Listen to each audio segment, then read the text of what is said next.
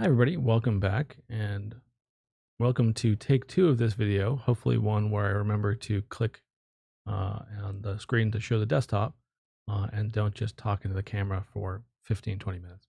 So this video is going to be on installing an operating system on a Raspberry Pi. And the operating system that I'm going to be installing is something called OpenPlotter. And the reason for that is this is sort of doing double duty as a video. So for most of you guys who are watching this video, you probably will be aware that I have a IT technology career YouTube channel where I talk about getting into the industry, good habits, technologies that are of interest, and just general kind of IT careerist stuff, as well as DevOps and programming and things like that. So it's a bit of a mishmash, and so this is going to serve as a video for that channel. But it's also going to serve as a video that's going to be probably a little bit more geared towards another channel that I just set up. Now, that channel I'm not going to be putting videos up very regularly, but it came about as part of finding out that a lot of people in the sailing community, and I tend to sail as a hobby, a lot of people in the sailing community were not aware of Raspberry Pis and the OpenPlotter Linux distribution, which is set up as a chart plotter that runs OpenCPN and a bunch of other utilities that are really neat, and it's all very free. And you know, if you look at most marine hardware, it costs a huge amount of money, and there's some really nice things that you can go do, which I'll talk about in some of the subsequent videos. And there's another video on that channel. I'll link to that channel below in the description here, where it's just good for safety stuff. There's something called AIS where you can see other ships on the ocean, and for safety purposes, it's just really, really useful. And it turns out that a lot of people aren't aware of the Raspberry Pi.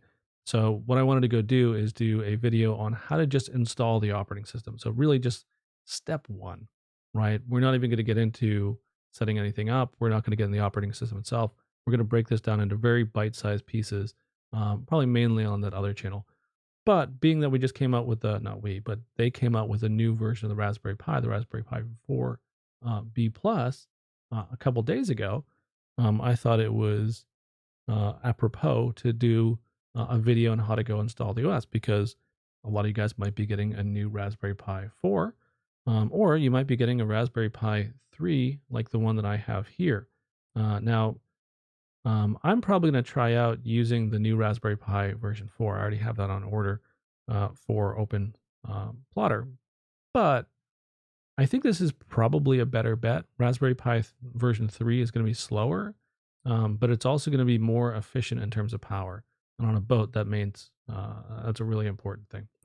So anyway, without further ado, we're going to go ahead and look at getting this installed and kind of going through the process and what tools you need and all that kind of stuff. So basically, we're not going to be looking at the Raspberry Pi itself very much during this video.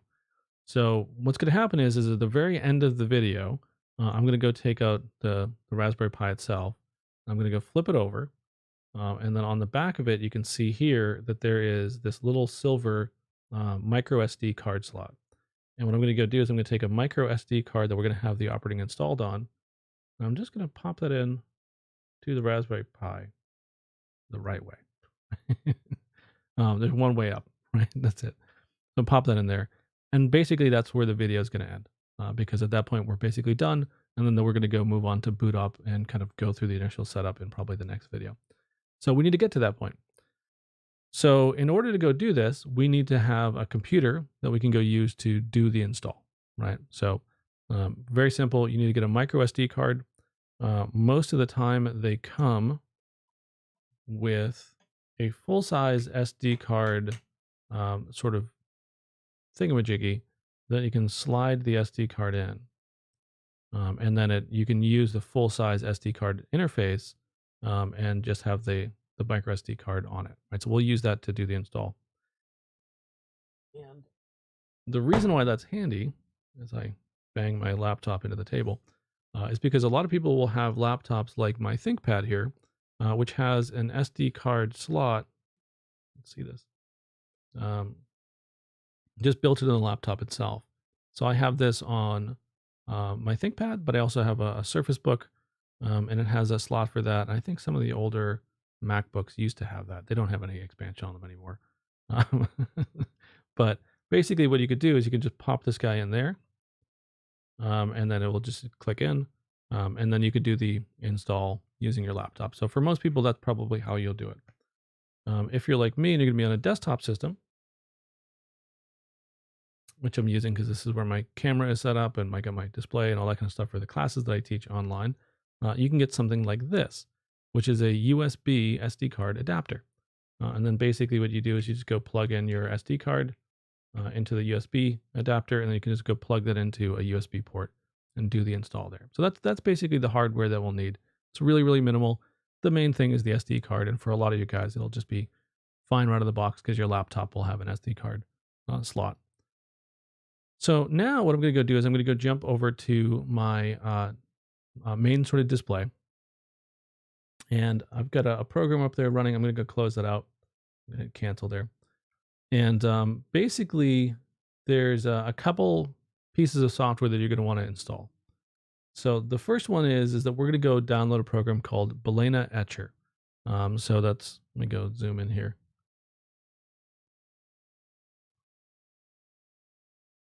Balena, Balena, Etcher, Etcher. And it's balena.io/Etcher. I'll have that in the description of the video, the link for that. And then additionally, what you're going to want to go do is you're going to want to go to either openplotter.org or saleoog.com, right?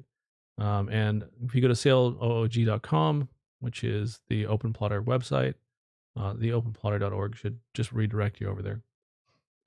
It's going to go take you to this page. And if you scroll down, you'll see a download OpenPlotter 1.0.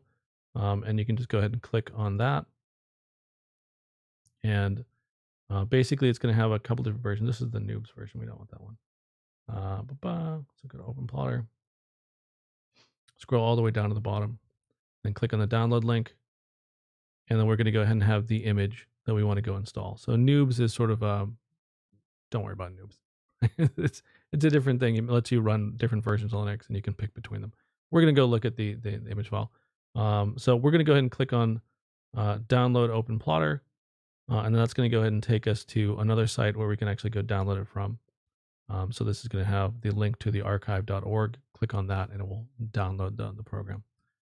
So I already have this downloaded. So I've got the OpenPlotter v1.0.0 image.zip. So it's just a zip file. And I have the Balena Etcher setup program. So the first thing that you want to go do is you just want to go ahead and install, let me go change these to large icons. All right, so we got the OpenPlotter zip file. The font's still really tiny. We get the Balena Etcher setup program. So the first thing you want to go do is you just want to go run the setup program, which will install it. And then at the end of it, it will launch the Balena Etcher program. So I'm just going to go launch that manually from the start menu. And it's going to be very simple to get this running. The first thing I'm going to go do is I'm going to go click on select image. And then what I'm going to go do is I'm going to go down to my downloads folder or wherever you downloaded it to, and then select the OpenPlotter v1.0.0 image.zip. And I'm going to go click on open. Next, I'm going to go ahead and click on select target. But before I do that, I need to go ahead and plug in my USB SD card adapter. So I'm going to go do that. And let me go move my monitor over here. And I've got a USB port I can go plug this guy into. And you can see the little sort of pop up there. And you get a message saying, like, say, what you want to go do with these devices. You can just sort of close those out. And you may also see an error message like this saying, hey, you need to go format the drive. You can go click cancel there and just ignore that. Basically, the idea is that the operating system that we're going to be installing on our Raspberry Pi is going to be based on Linux. So Windows doesn't understand how to read that file system, but we can write it. So we're going to go ahead and create that file system. So I'm going to go click on select target. On my particular machine, I've got a USB 1 terabyte external drive, which is the one that we see here first. And then the SD card that I'm using is a 32 gig SD card, right? So I think that's probably a good size to use for Raspberry Pi. So I'm going to go ahead and click on that and then say continue. And if you weren't sure about what device it was, you can always just go unplug it and then plug it back in, and it should update the list of devices. And then lastly, I'm going to go click on Flash. And it's going to go give me a prompt asking if, I need to go ahead and have the administrator permissions. And for whatever reason, the capture program goes a little bit crazy when that happens. So there we go, back again. So now it's doing the flashing. It's about 3% done, and it's saying that it's going to take about 3 minutes to go ahead and finish with the install of that. So basically, all that's going to happen is I'm going to go wait until that's done. I'm going to take the SD card out, and I'm going to go plug it into the Raspberry Pi. And at that point, we've finished our install, or finished getting the image onto the SD card. So basically, at that point, all we need to go do is set our system up. So I'll do that in another video. I probably won't post that to my main sort of tech channel, but for the sailing channel, I'll have another series of videos on getting OpenPlotter set up in terms of its basic configuration. So thanks for watching. Hopefully you guys will come back and check out another video. I'm going to go ahead and let this guy run in the background and finish up. And then I'm going to go get me OpenPlotter set up. And you guys will have to come back for that in another video. So again, thanks so much for watching. For you guys on my main tech channel, sorry for not getting a video up on Sunday. I was a little bit under the weather. So I will have a regular scheduled video back on Sunday again coming up this weekend. So have a great day and take care of yourselves.